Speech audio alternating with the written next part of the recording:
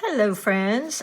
I wanted to show you my favorite technique for beginners to share with you, and that is glazing. Like, get glazing down because it will make such a big difference in your paintings. And it's a technique I found specific to watercolors because the glazing allows each layer to have this translucency over the last layer that just makes this beautiful blend that I just love. So I'm going to be painting an orange because I'm loving this color of orange lately. I'm using my Artisto pad, by the way, which I know you guys love as well, 140-pound cold press. And again, the reason I love these is I can go back to them and see what I did. I can make notes. I make my color charts in here. I put like things like mixes in here, and I can always refer back to them. I mean, I've got all kinds of fun stuff here. So definitely do that. It's going to be an inspiration. You're going to be able to see how you grew, and it's, worth it. And you can always pull them out if you want to gift them. They're perforated, but it keeps everything together, and you can label these by the year. I'm using my Paul Rubens Mylang palette. Let's just give that a squirt here, just to dampen those up for newbies. That's just, they're going to be hard. Make sure you don't close them up when they're wet because you could get mold. And then I'm going to go in here first and just lay down a light wash of the orange. Now, what you can do is you can practice those values first because we want to, but we're not even going to do that. We're going to make this really super duper simple. So let's go in with our orange. I've got an orange mixed here. I mixed this out of red and yellow, and I'm just going to go in and put in, let's see, I want a light value though, so I'm kind of watering it down, and I'm going to cover my entire orange. There we go, with this light value. Now I'm just going to kind of say the light is coming from this direction, although I have a white spot there, so maybe I want to make it come from this direction. So let me fix that white spot. I'll leave that there, but what I will do is grab some of that paint there, and I'll work around that. So now the important thing with glazing is you want to make sure it dries. So I've got my lightest value down right now. This is about 80% water, 20% pigment. I'm going to give this a shot, get it to dry. That's really important because if I put in another layer of orange, it's just going to mix and flow.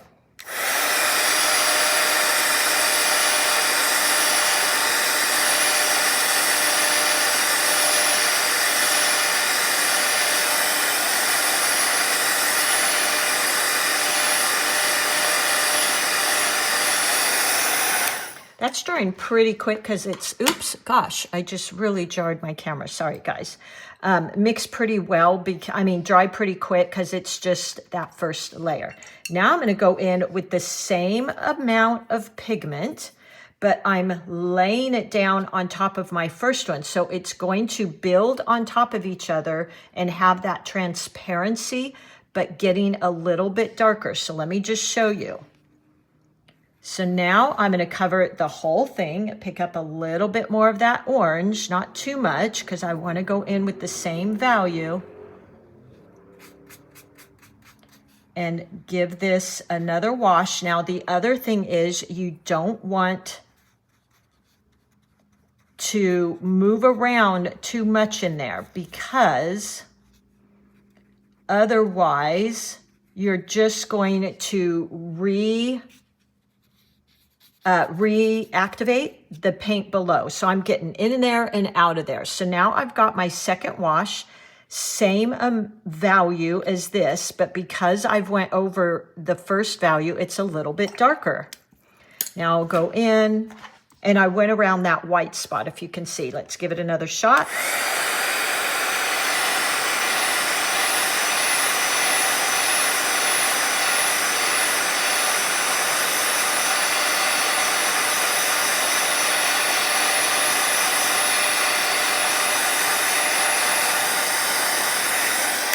go. Again, these are drying pretty quickly because I'm putting down a light wash. Now I'm going to go in and I'm just going to keep applying this same orange.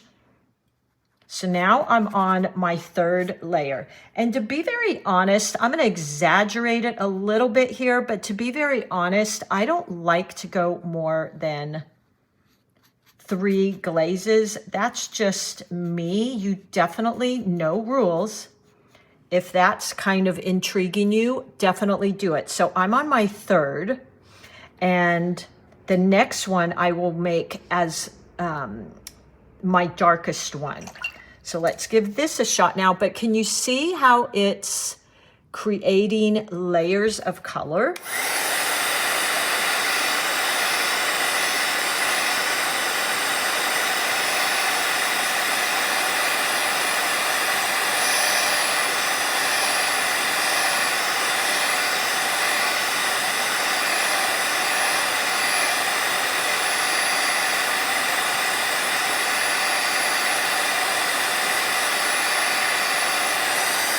Okay, that's dry. Now I'm going to go in with my last glaze of that orange.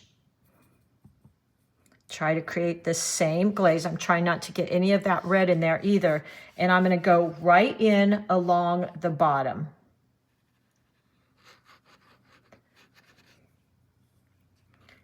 And it will be a little bit darker. I'm leaving barely a white edge, because not white, lighter edge, because there's going to be a reflection that bounces off the table or whatever it might be sitting in. That would put a bit of a light on there. So let's do that again before it dries. So now this is my 4th layer, and look at the depth that's creating. Let me do that. All with one color.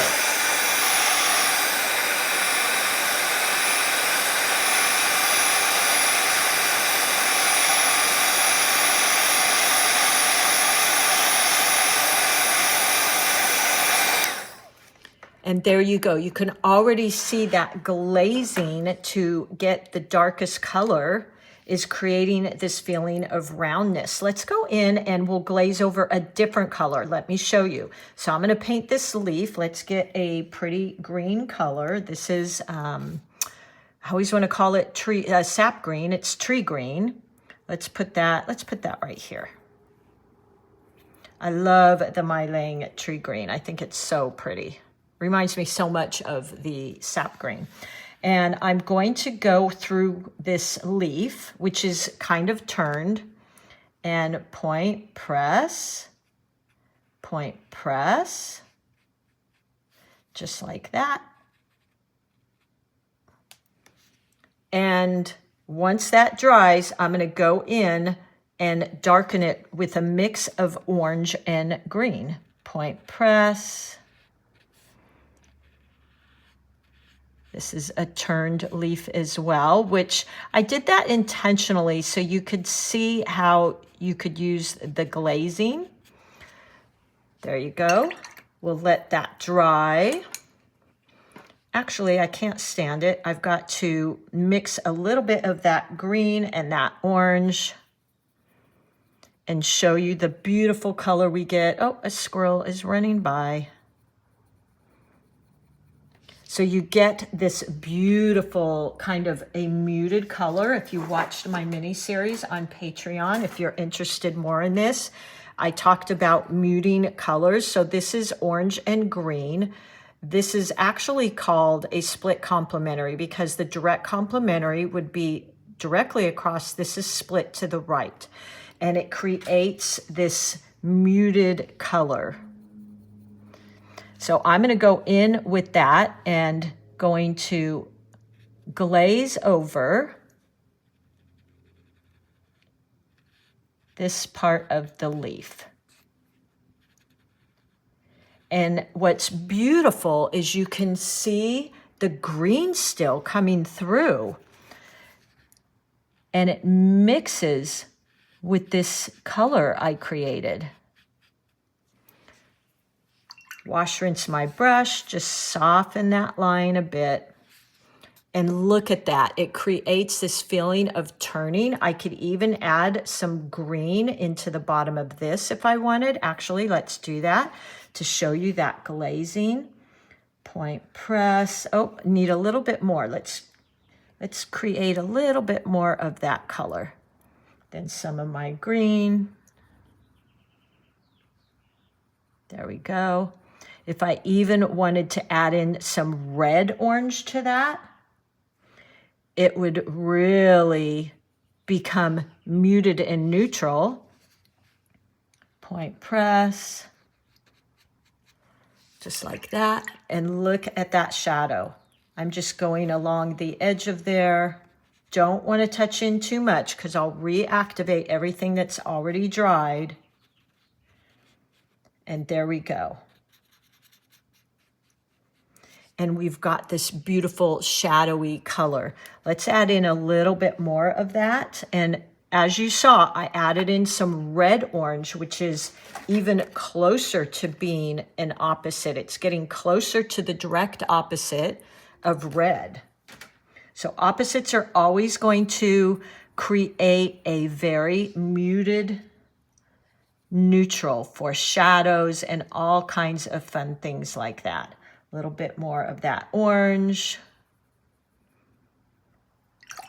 Get a little bit more green. There we go. And we've got this beautiful shadowy color. Let's go in here. I'm going to put one more glaze, but I can still see a tad bit of the green showing through. Let's just come down with our stem. Like that. Maybe we want to create the little thing there for our stem. And then here's this one. So I'm going to make this lighter and I'm just going to glaze over this with some of that brown. I don't want to fiddle in there too much because I will then just remix everything. We want there to be layers. Maybe we could darken this just a tad in here. Like that. And then rinse my brush and just a thirsty brush and blend that out a bit. Look at how fun. That is glazing, you guys. Now, you also have a shadow you could put in down here, but I really wanted to show you the power of glazing. And you could use one color and just keep glazing over it. And look how pretty. Bringing the green down into the bottom of my orange really creates a harmony between the whole painting as well. So you've got green up here and then some green your eye will pick up, just a bias of green down in here, which really makes harmony in your composition. So I hope you try this. Paint a few of these, play with turning your leaf. I mean, I can sit here and play forever, as you probably notice. I'm always going back in to my paintings and just creating more depth, more playfulness, trying things out. Okay, I hope that was helpful. Make sure and practice glazing. It's so much fun. Glaze colors like your primaries, yellow and blue, and make a green. Glaze your red and blues and make a purple. Those are really fun. So you could glaze here. Let's get our red. This is a pinky red.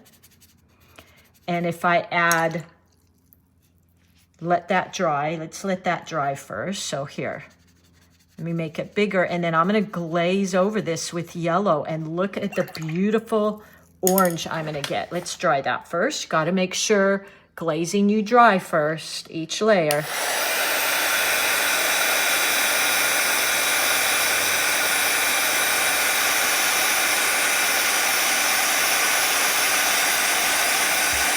There we go. And now let me go over that with one swipe of yellow and show you how pretty.